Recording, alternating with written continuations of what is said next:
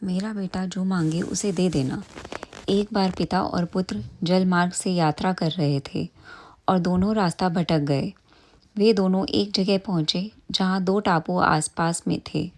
पिता ने पुत्र से कहा, लगता है हम दोनों का अंतिम समय आ गया है। दूर दूर तक कोई सहारा नहीं दिख रहा है। अचानक उन्हें एक उपाय सूझा। उन्होंने पुत्र से कहा, वैसे ही हमारा अंतिम समय नज़दीक है तो क्यों ना हम ईश्वर की प्रार्थना करें।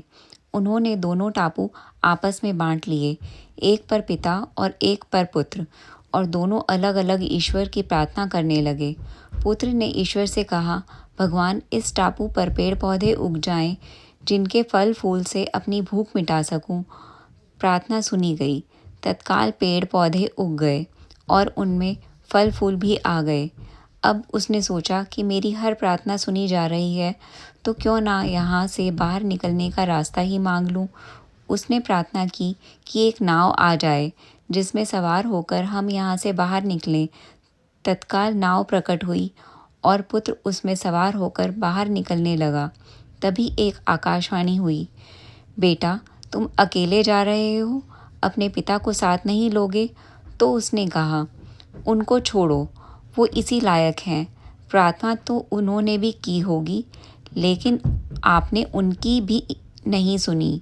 शायद उनका मन पवित्र नहीं है, तो उन्होंने इसका फल भोगने दो। आकाशवाणी कहती है, बेटा, क्या तुम्हें पता है कि तुम्हारे पिता ने क्या प्रार्थना की? पुत्र बोला, नहीं।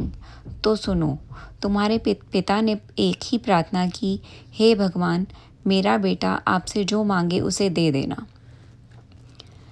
इससे यही शिक्षा प्राप्त होती है, पिता का सम्मान करना चाहिए, क्योंकि पिता हमारा सुनहरे भविष्य को उज्जवल बनाने के लिए कुछ भी कर सकता है।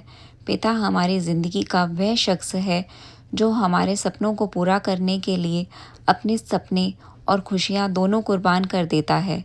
इसलिए दुनिया के सभी पिताओं को सम्मान करिए। उम्मीद करती हूँ आपको ये कहानी पसंद आई होगी। इस कहानी पर आपकी क्या राय है, कमेंट करके ज़रूर बताएं। अगर कहानी पसंद आई है तो लाइक, शेयर और सब्सक्राइब ज़रूर करें। धन्यवाद।